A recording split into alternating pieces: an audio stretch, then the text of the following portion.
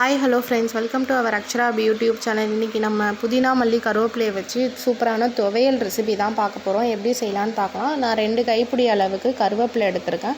1 கைப்பிடி அளவுக்கு மல்லித்தழை, 1 கைப்பிடி அளவுக்கு புதினா எடுத்திருக்கேன். கருவேப்பிலை, மல்லி, புதினா பொறுத்த வரைக்கும் அவ்வளோ hair benefits, health benefits, skin பெனிஃபிட்ஸ்லாம் இருக்குது. டோட்டலாக நம்ம உடம்புல உள்ள எல்லா பெனிஃபிட்ஸுமே இருக்குது. என்னன்னு பார்க்கலாம். 1 துண்டு அளவுக்கு இஞ்சி, 20 பல்லு பூண்டு, சின்ன நெல்லிக்காய் அளவுக்கு புளி, 2 பச்சை மிளகாய், 7-8 காஞ்ச மிளகாய் எடுத்திருக்கேன். இது கரெக்டான அளவு. இந்த பதத்துக்கு அரைச்சிங்கன்னா உண்மையாக வேறு லெவல் டேஸ்ட்டில் இருக்கும்.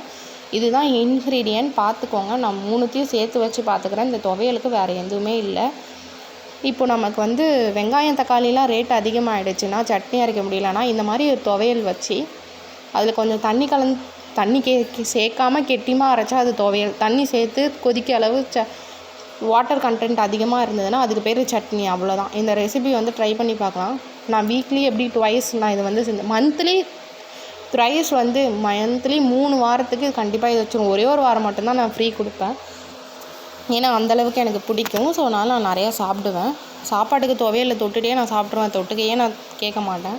இப்போ ஒரு பேனில் எண்ணெய் ஊற்றி காஞ்ச மிளகாய் 7-8 போட்டு அதில் பச்சை மிளகா போட்டு நல்லா வறுத்துக்கலாம். வறுத்த வாட்டி ரொம்ப வறுக்க வேணாம், சும்மா 2 பெரட்டினா போதும். அப்புறம் 20 பல்லு பூண்டு சேர்த்து அதையும் 2 வாட்டி பெரட்டிட்டு, இஞ்சி நான் குட்டி குட்டியாக சாப் பண்ணி வச்சுருக்கேன், அதையும் போட்டுக்கலாம். இஞ்சி எப்பயுமே குறுக்க தான் கட் பண்ணணும், நீல வாக்கில் கட் பண்ணாதீங்க. ஏன்னா இஞ்சியில் நரம்பு இருக்கும், மறந்துடாதீங்க.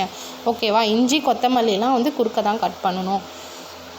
அப்புறம் கருவேப்பிலை அலசி வச்சுருக்கோம்ல, அதையும் நம்ம சேர்த்துக்கலாம். சேர்த்துட்டு ஒரு 4-5 வாட்டி நல்லா பெரட்டி விட்டுக்கலாம்.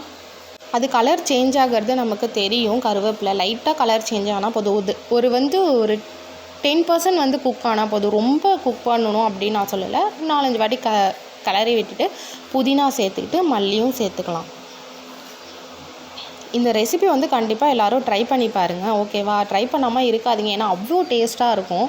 நம்ம வீட்டில் எதுவுமே காய் இல்லை, என்ன செய்யறதுனே தெரியல அப்படின்னா, வெறும் கிள்ளி போட்ட சாம்பார் வச்சு இந்த துவையல் வச்சு சாப்பிட்டாலே வேறு லெவலில் இருக்கும். இல்லை தயிர் சாதம் வச்சு இந்த துவையல் வச்சு சாப்பிட்டா நல்லாயிருக்கும்.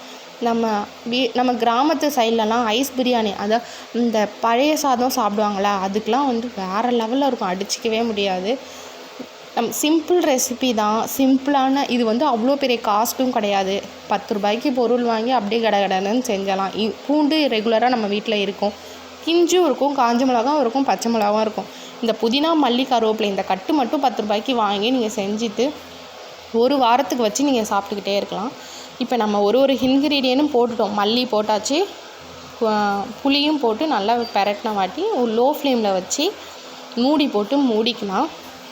லோ ஃப்ளேமில் வச்சுட்டு மூடி போட்டு மூடிக்கோங்க. ஒரு சும்மா ரொம்ப நேரம் வேணாம், ஒரு 3 or 4 minutes லைட்டாக குக் ஆனால் போதும். இதை பாருங்கள், லைட்டாக சுருங்கின மாதிரி தெரியும் நமக்கு.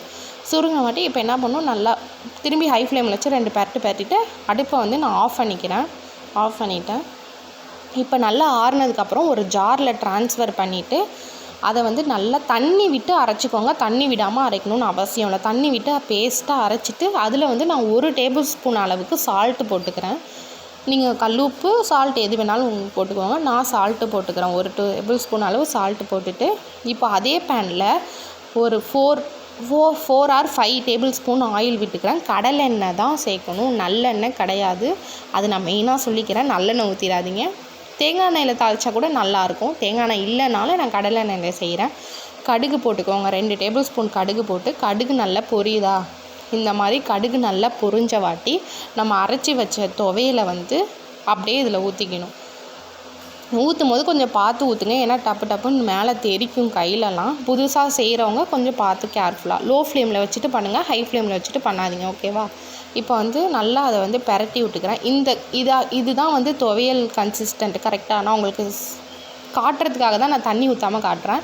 இப்போ தண்ணி ஊற்றி உங்களுக்கு காட்டுறேன் பாருங்கள்.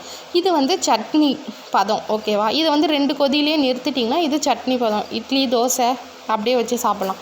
உங்கள் வீட்டில் இருக்கிற பசங்க யாருமே சாப்பிட மாட்றாங்கன்னா தோசை வச்சு இந்த மாதிரி சட்னி அரைச்சி கொடுத்துருங்க.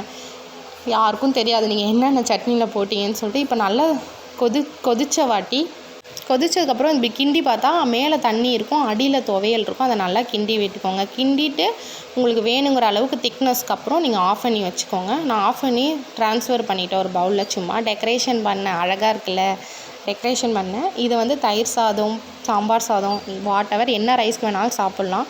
வீடியோ பிடிச்சிருந்தா லைக், ஷேர், சப்ஸ்கிரைப் பண்ணுங்கள். மறக்காமல் பெல் ஐக்கானை டச் பண்ணிக்கோங்க. அப்போ தான் நான் போடுற வீடியோஸ் நோட்டிஃபிகேஷன் உங்களுக்கு வரும். சாப்பிட்டு பார்த்துட்டு செஞ்சு பார்த்துட்டு சாப்பிட்டு பார்த்துட்டு எப்படி இருக்குன்னு கமெண்ட் பண்ணுங்கள். See you on next video. Tata, bye.